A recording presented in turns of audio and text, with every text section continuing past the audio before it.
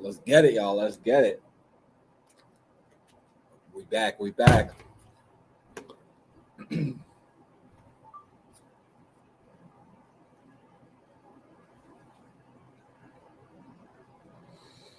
1 second, guys. We're going to be starting up a podcast here today. So we're going to give some people some time to get in since we do these live. Let's give some time. So if you're rewatching this video and you're wondering why I'm taking my time here, I'm just waiting for some people to get into the room here. Give it a couple seconds and then we're good to go. On a side note, go Birds, baby. All righty. About to go. Let's see. 1 second, and in 5, 4, 3, 2, 1. What is going on, everybody? Welcome back to another episode of the Stoop Life Podcast. I don't know where you guys are watching or listening to this on, but I want to say thank you. We appreciate you. Without your support, without y'all listening and sharing and commenting, we wouldn't be able to do what we do. We wouldn't keep going. So I want to say thank you. Just want to make sure you guys are following us on all of our areas. Most importantly, follow us on Facebook. We got our Facebook group at The Stoop Life. You can follow me. You can follow Paul. All that's going to be in our bio of our podcast profile or whatever you're looking at. So follow us in the group. That's where it all begins. That's where our people are. That's where the arguments begin. That's where a lot of the stuff is. If you aren't following us on YouTube yet, follow us on YouTube. Follow us at Stoop Knockout. All of our live videos are on there. We also have our other podcast we do, which is the fitness one. As you see this flag right behind me, BKO Fitness. We give fitness tips, workouts, nutrition, all that type of stuff. So if you want to do that, go follow us, BKO Fitness, on Stoop Knockout. You'll get that on there. Follow us on Twitter at The Stoop Life. Follow us on Instagram at _Stoop_Life. We got a lot of our content on there, and that's where we want to connect with you guys. So if you guys haven't listened to our podcast yet, we are a sports-based podcast. We do a lot of breakdowns. We do a lot of ESPN type of stuff, Sports Center type of stuff, breakdowns of things that happen. But on top of that, we also do, top 10 lists, bracket challenges, and we do debates. There's not a lot of other podcasts and sports groups out there that do those type of things, and we do that. And it all starts in the Facebook group.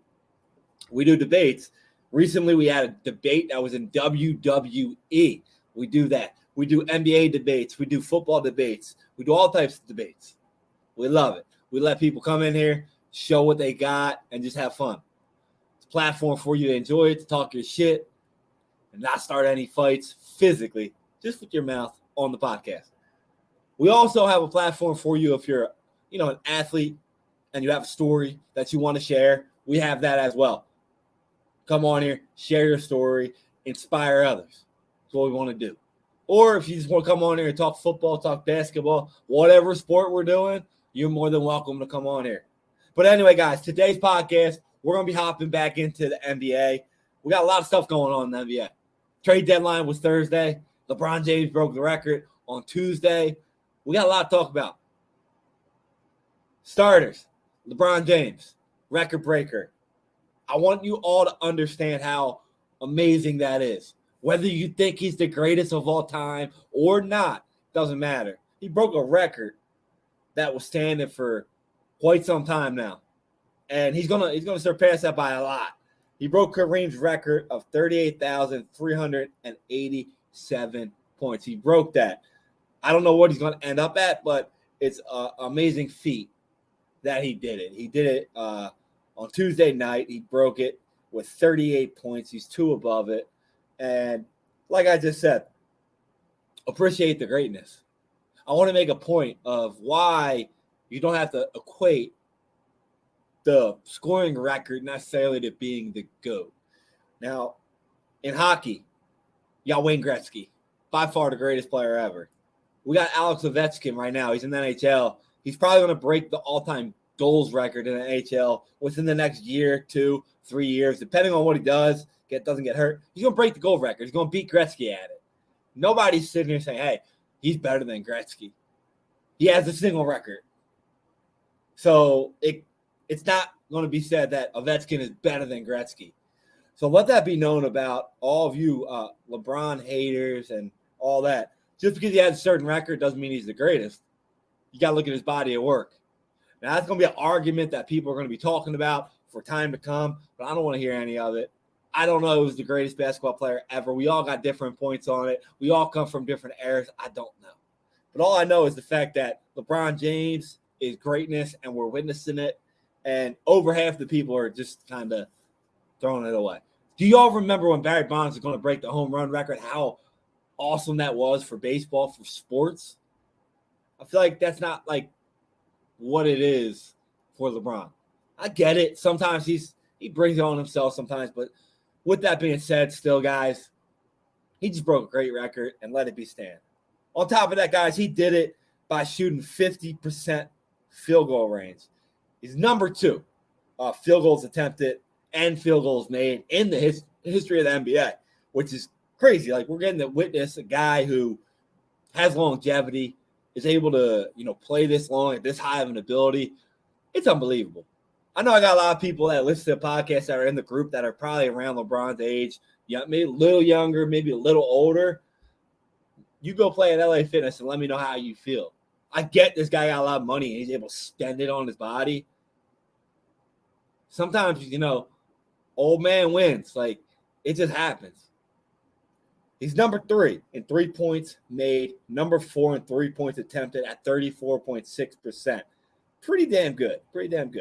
He's number 4 in free throws made, number 5 in free throws attempted at 73.5%. Also all pretty good. He's scoring from all facets. He's able to get the field goal from 2-pointers, 3-pointers, free throw. He's able to score everywhere. Now, on top of that, for all of you that are LeBron haters, I just want to point out some stats here. He's number 32 overall in rebounds with 10,576. Now, Michael Jordan, Kobe Bryant aren't in the top 100, but that's not what they were supposed to do. Michael Jordan wasn't a guy out there that's supposed to get rebounds. Neither was Kobe. They were there to put the team on their backs and win. But LeBron gets the rebounds. Pretty cool. Number 4 in assists overall at 10,351. The only guys above him are Chris Paul, Jason Kidd, John Stockton. Again, Kobe Bryant, Michael Jordan, number 50, number 33. Again, that's not like the part of their game that those guys were supposed to do. LeBron was a facilitator in moments, and that's sometimes why people don't like him. He gives the ball away a lot in moments. But number 4 in assists as well, pretty incredible to have a scoring record, be number 4 all time. He's number 9 in steals as well at 2,176. Michael Jordan is above him at number 3. Again, that was part of Michael Jordan's game too. Michael Jordan was a hell of a defensive player.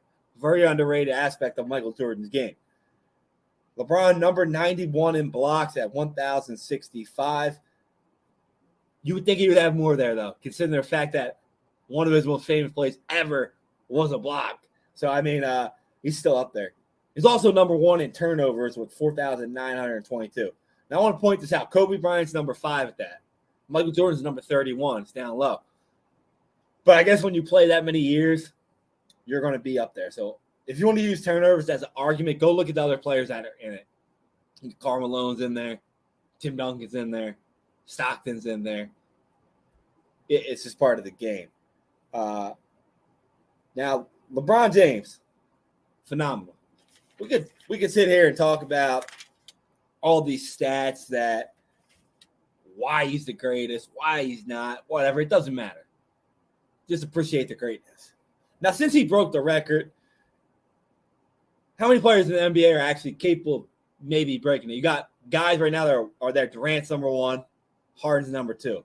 Can either of them really break the record? We got Durant has played 978 games, which is roughly about 500 less than what LeBron has played so far. 26,684 points. He's 11,700 away from where the record stands now. Who knows? He's averaging about 30, 31 points a game. Could make it. Harden, probably not. His scoring is only about 20 a game now. Probably not going to make it. Which leads me to question, what current player can actually break it? That's actually young. The only one that comes to my mind is Luka Doncic. So far, he's averaging 27.4 points per game. The last 2 years, he's averaging 32.4 combined of the last 2 years. He's only played 311 games. 8,521 points. I'm not going to do the math on that, but theoretically, if he kept that pace up, he'd be able to pass LeBron.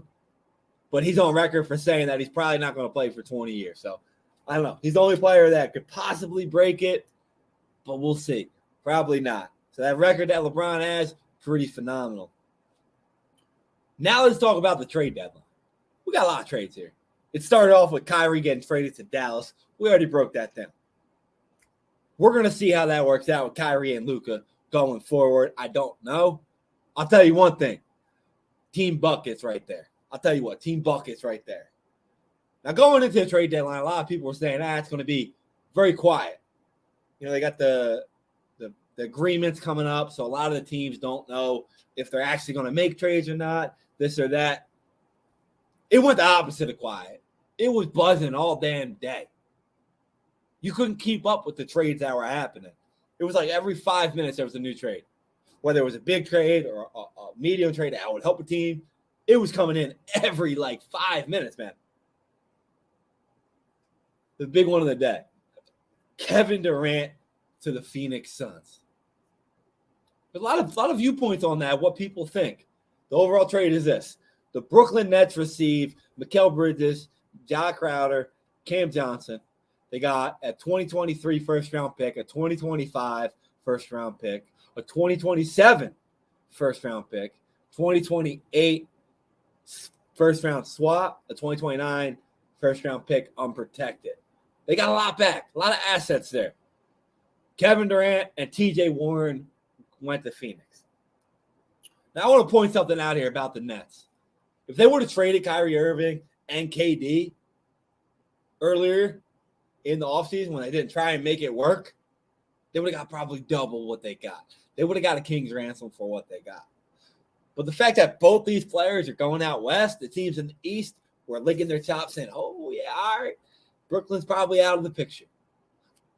Don't be so quiet. They got a lot of assets here. They're not out of the picture yet. They can still compete. But they don't got KD. They don't got Kyrie there. So as for the Nets for that trade, you can't technically win a trade when you're dealing an all-time great like Kevin Durant. You can just hope to get a lot of things back and hopefully make the right players with those picks and get somebody that's probably similar to Kevin Durant. That's no guarantee to happen.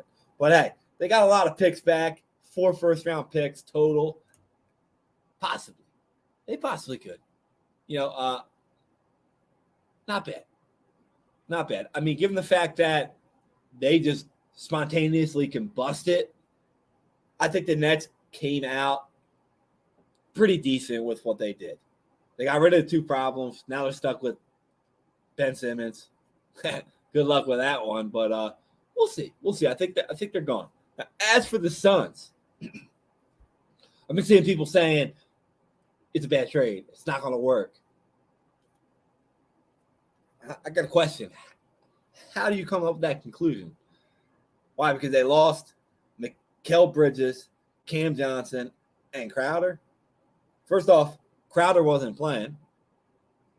Bridges was playing. Cam Johnson was hurt half the year. So you're plugging in KD and you're getting a guy like TJ Warren who pretty much does the same thing that Cam Johnson does. Where's it not fit? Because KD's a problem? I mean, I get that. I don't understand it. Durant immediately transforms the Suns into one of the West foremost favorites, if not the favorites. They might be the de facto squad to beat. I get the Denver Nuggets exist. They're number 1. I keep them number 1 right now. But look at this roster. You're pairing Kevin Durant with Devin Booker, Chris Paul, and DeAndre Ayton. I mean, that's a super team if you want one. You got 2 bucket getters. You got a big man. And you got CP3 who's the floor general. I don't think fitting these pieces together will be an issue at all. Durant has played off other superstars every single stop that he's been at There's going to be no other. I don't see that the Phoenix Suns are going to have a problem here. I really don't. I think it was an A+ for the Suns. I think they're going to be scary, especially when they're healthy. Good luck playing them. Good luck matching up with them in the playoffs. I don't know how you do it, but hey, good luck there. Good luck. Let's get back to the Lakers. Lakers finally got rid of Russ. All the fans are happy, talking all the shit about it. Gone. We got D'Angelo Russell going to the Lakers. We got a big trade. 3-team trade. Malik Beasley, D'Angelo Russell, Jarrett Vanderbilt going to the Lakers. We got Damian Jones, Juan Toscano Anderson, Russ Westbrook, and a Lakers 2027 first pick, top 4 protected, going to Utah. And then we got Nickeil Alexander-Walker, Mike Conley, and a 2024 second-round pick to Memphis or Washington, depending on the pick. And then Utah's 2025 second-round pick, Utah's 2026 second-round pick going to Minnesota. So I want to start off with the Lakers. Lakers already previously added Rui Hachimura to that lineup, which was great. They also made a trade where they sent Pat Beverly to Orlando for Mo Bamba. They got rid of Thomas Bryant, though, so they brought in Mo Bamba. So for this trade, I feel like it's an A for the Lakers. I feel like it's a win for the Lakers. Now we're going to have to figure out, is that actually an A, depending on how they actually play together. Everybody thought the Lakers were going to trade both their first-round picks for somebody. They only got rid of one. They still have one left, which means they could do something in the offseason. But however, the Russell Westbrook experiment is over. They got another Russell, though, D'Angelo Russell, guy who was there before. But they waited so long to trade Westbrook, and it ended up working out in Rob Pelinka's favor that he got a good trade here. Everybody was bashing him, like, what are you doing? Get the A. Now, D'Angelo Russell brings a tantalizing blend of shot making and pick and roll to this lineup. Should play very well alongside Anthony Davis and LeBron James. So far this year, he's averaging 38.5% of his catch and fire triples, meaning pick and roll, he's catching them fire. Boom, 38% of them. 39.4% of his off the dribble threes have been hit. That's pretty good. He's been playing pretty good, too. He's been on a heater. Nobody on the Lakers averaging pull-up jumper attempts that are even close to that. Not even close. D'Lo's effective field goal percentage on these looks is at 53.7, which is top 8 among 73 qualifying candidates in the NBA. Now let's talk about Beasley. He injects another 3-point volume and accuracy into the offense, which they were desperate for. Comes with team option for next year, so he could be here next year. Vanderbilt, I don't know how he's really going to fit. Him and Rui Hachimura, they're going to be on and off splits because they're kind of the same position, same player, but they give you bench depth. Now, even if he doesn't work out, the talent that he adds to this roster, the abilities that he has, is phenomenal. Now, I like the trade for them. I think their lineup of Russell, Beasley, Rui Hachimura, Bron, and AD significantly better than what they had currently with Russell Westbrook. Now, as for Russell Westbrook, going to Utah, Jazz's team and CEO, Danny Ainge, he gave up pretty much what he had to get a first rounder. Earlier in the year, he wanted to tank, but they started off hot. So now he's getting rid of some assets. They got rid of the Conley contract. Now they got Westbrook in. Most likely, more than not, Russell Westbrook's probably going to be out. Where he goes, if he does get bought out, very questionable. We don't know. Maybe we'll talk about it a little bit later. But there's a couple options for him. They got rid of some players, got some draft stock. I like the trade for Jazz. As for Minnesota's not necessarily better off this deal. But the roster does immediately make more sense given the relationship that Anthony Edwards has had with his point guard. Conley's definitely, I think, a better fit with Edwards. I don't think he's as good as Edwards, though, and he's old. Plus, he has familiarity with working with Rudy Gobert. I think that's the main reason why they traded. I don't think Russell was working well with Rudy, made that trade kind of look dumb. So now they got a guy that already knows Rudy, how to get pick and rolls off Rudy, how to get other players open off of Rudy. I think it might be a trade. I don't think the trade is going very well for me. They gave up a lot to get an old guy. He's like a decade older than Russ. He's owed $24.4 million next year, which is way more than what D'Angelo Russell is going to get. So we'll have to see how that plays out. But I guess when you have to make a move, you have to make a move. Now the Nets earlier, they acquired Jai Crowder. Now I think this is the underlooked trade. Jai Crowder got traded to the Nets, and then he got traded to the Bucks. The Bucks Brooklyn received 3 second-round picks. Pacers received 2 second-round picks and a couple players, and Milwaukee received Jai Crowder. Another great trade by the Nets. Acquiring assets, restocking, and getting rid of somebody. As for the Pacers, got a bunch of players that are going to add depth to what they want to do this year if they have an ability to actually play. Now, Milwaukee could be an A, could be a D. Kind of reminds me of the Bobby Portis trade that they did a couple years ago. I mean, not Bobby Portis, the P.J. Tucker trade. Brought in a veteran that can shoot, can play D. The only difference is Crowder hasn't played yet this year. So we don't know. Perhaps the Bucks do re-sign him and he plays, and they might have a benefit for it next year, but I don't know. We'll see. I think it's a good trade.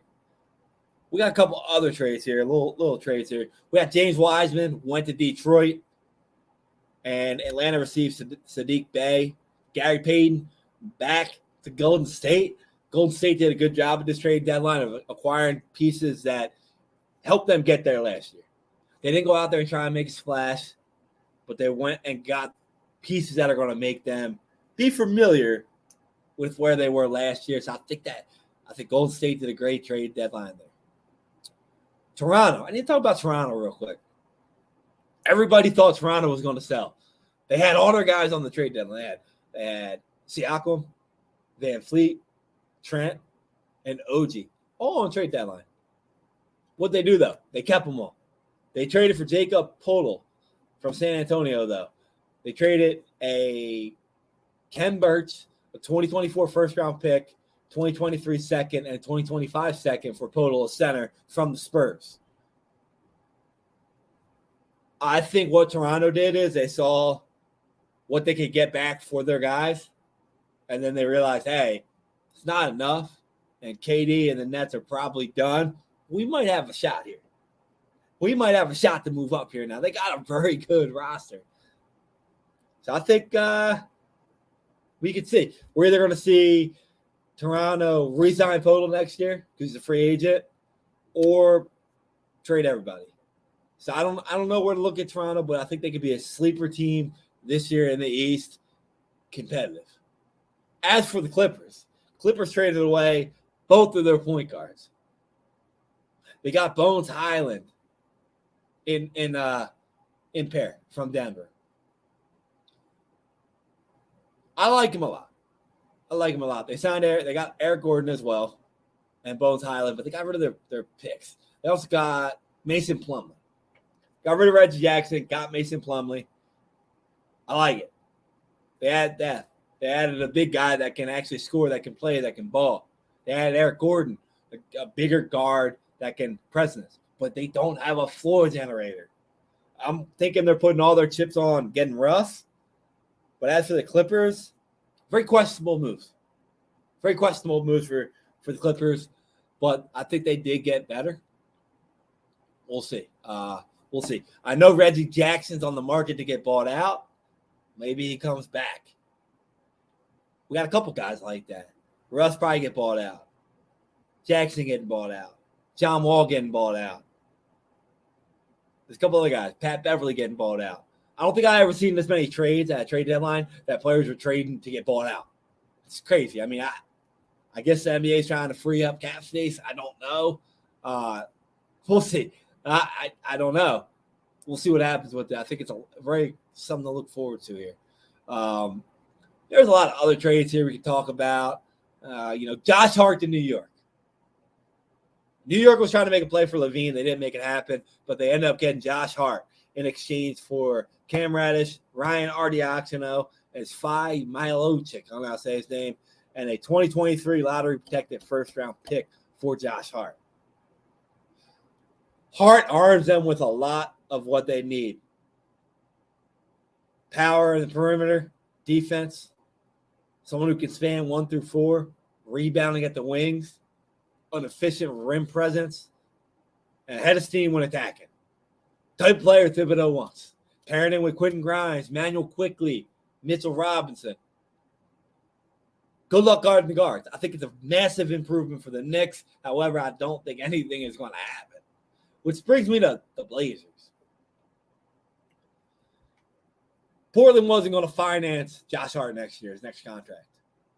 They got paid on the books. They got Lillard, Nurkic, Simmons, Jeremiah Grant probably going to get paid. They got tight pockets out there. Josh Hart was gone.